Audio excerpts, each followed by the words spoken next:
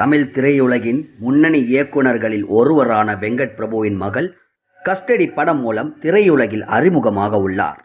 மாநாடு படத்தின் வெற்றிக்கு பிறகு இயக்குனர் வெங்கட் பிரபு நடிகர் நாக சைத்தன்யாவை வைத்து இயக்கி வரும் படம் கஸ்டடி. தமிழ், தெலுங்கு என 2 மொழிகளில் ஒரே நேரத்தில் உருவாகி வரும் இந்த படத்தில் நாயகியாக கிருத்தி ஷெட்டி நடிக்கிறார். ஆக்ஷன் என்டர்டெய்னராக உருவாகி வரும் கஸ்டடி படத்தில் நாக சைத்தன்யா போலீஸ் அதிகாரியாக நடிக்கிறார். வெள்ளித்திரையில் முதன்முறையாக நாக சைத்தன்யா போலீஸ் அதிகாரியாக நடிக்கும் படம் இதுவே ஆகும். கஸ்டடி படத்தில் அரவிந்த் சுவாமி வில்லனாக நடிக்கிறார். அவருடன் படத்தில் சரத்குமார், வெண்ணிலா கிஷோர், சம்பத்ராஜ், பிரேம்ஜி, பிரேமி விஸ்வநாத் ஆகியோரும் முக்கிய வேடங்களில் நடித்து வருகின்றனர்.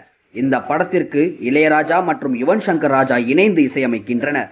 அதிக பொருட்செலவிலான தயாரிப்பு மற்றும் உயர்தரமான தொழில்நுட்பத்துடன் ஸ்ரீனிவாசா சில்வர் ஸ்கிரீன் பேனரின் கீழ் ஸ்ரீனிவாசா சித்தூரி படத்தை தயாரித்து வருகிறார்.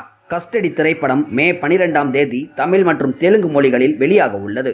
இந்நிலையில் இந்த படத்தில் வெங்கட் பிரபுவின் மகள் அறிமுகமாகிறார். கஸ்டடி படத்தின் போஸ்ட் புரொடக்ஷன் பணிகள் இறுதி கட்டத்தில் உள்ள நிலையில் இந்த படத்தில் வெங்கட் பிரபுவின் மகள் ஸ்ரீ சிவானி ஒரு பாடலை எழுதியுள்ளதாக படக்குழு வெளியிட்ட போஸ்டரில் அறிவிக்கப்பட்டுள்ளது.